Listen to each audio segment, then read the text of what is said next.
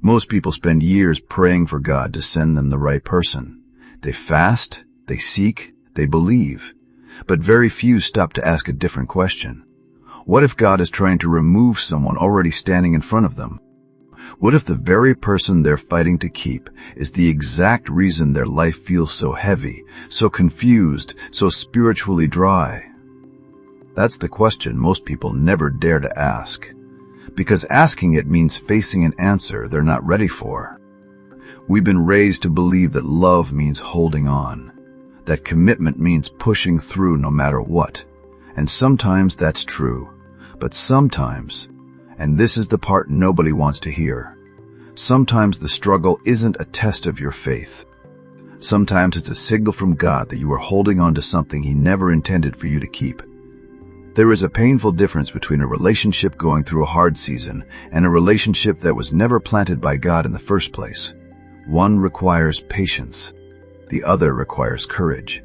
And the hardest part is learning to tell the difference when your heart is deeply involved. God rarely sends a dramatic sign with flashing lights telling you to walk away. He is gentle. He speaks in whispers before He moves in waves. And if your heart is louder than His voice, you will miss what He's been trying to show you all along. So here are 5 quiet but powerful ways God warns you when someone is not meant to stay in your life. These are not signs to take lightly. Many people have recognized them only after years of unnecessary pain. The first way God warns you is through the disappearance of peace, not always through conflict or obvious red flags, but through a quiet, persistent unease that settles in your spirit and refuses to leave no matter how hard you try to silence it. You pray, you try to reason your way out of it, but that feeling stays. And the reason it stays is because it is not coming from your own anxiety, it is coming from God. Colossians 30:15 instructs us to let the peace of Christ rule in our hearts. The word rule carries the image of an umpire, someone who makes the final call. God's peace is meant to function as a spiritual umpire in your life. You can have chemistry with someone, share history and deep familiarity, but if every quiet moment brings unease, if every time you sit still your spirit feels unsettled about this person, that is not overthinking. That is God speaking through the one language the enemy cannot easily counterfeit: inner peace. Many people mistake emotional intensity for divine confirmation. They feel confused and call it passion. But God's presence does not produce ongoing confusion. When peace consistently disappears in the context of one relationship, that pattern is worth taking seriously. The second way God warns you is by allowing the same wound to open again and again.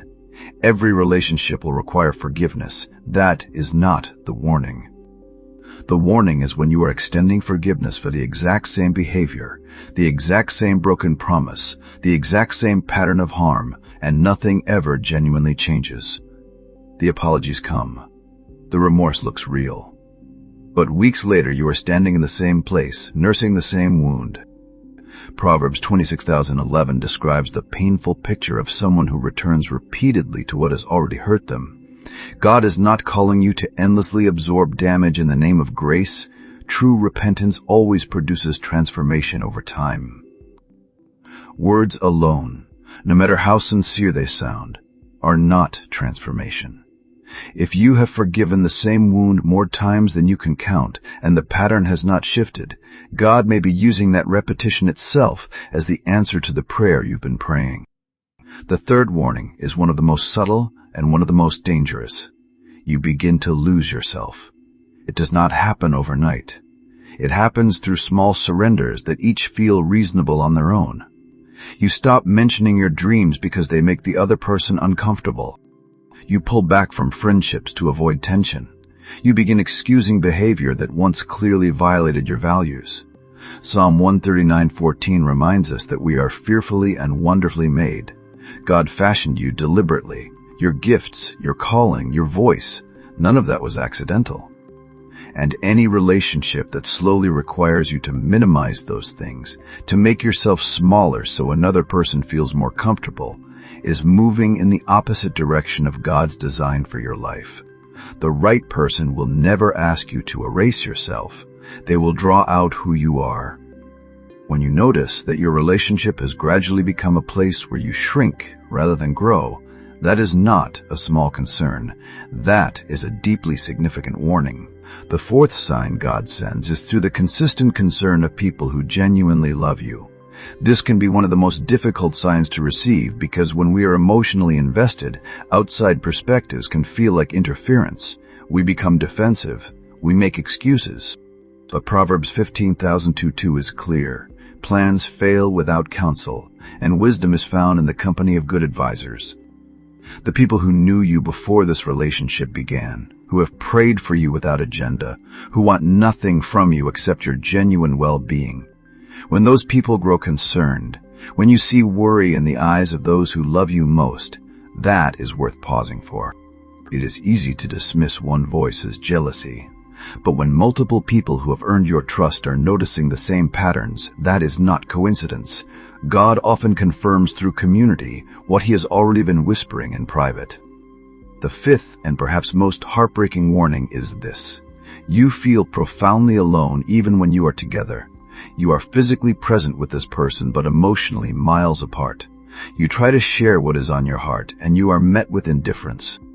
You long to feel known, seen, and valued, and instead you leave most conversations feeling more invisible than before. Ecclesiastes 4:9 tells us that two are better than one because they can lift each other up when one falls.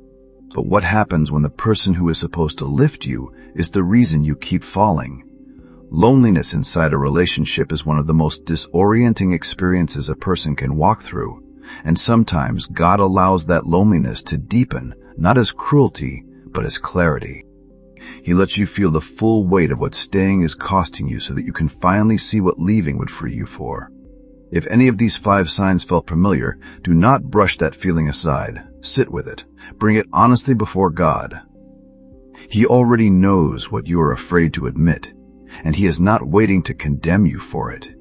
He is waiting to guide you through it. Walking away from someone you love is not a failure of faith. Sometimes obedience looks like release. Sometimes trust looks like letting go of what your hands have been gripping so tightly that you can no longer receive what God is trying to place in them. Jeremiah 29:11 is not only a verse for seasons of answered prayer. It is a promise that stands in the middle of confusion and endings that feel too hard to survive. His plans for you are good. His protection does not always feel like protection in the moment, but it is always working towards something better than what you can currently see. The person God has for you will not make you choose between love and who you are. They will walk alongside you in a way that makes you more spiritually alive, more emotionally whole, and more fully yourself. And sometimes the only way to reach that is to release what has been standing in its place. If this message spoke to something you have been carrying, share it with someone who may need to hear it today. Comment below and share which of these 5 signs resonated most with you. God is not removing people from your life because he has forgotten you. He is removing them because he loves you far too much to let you settle for less than what he has already prepared.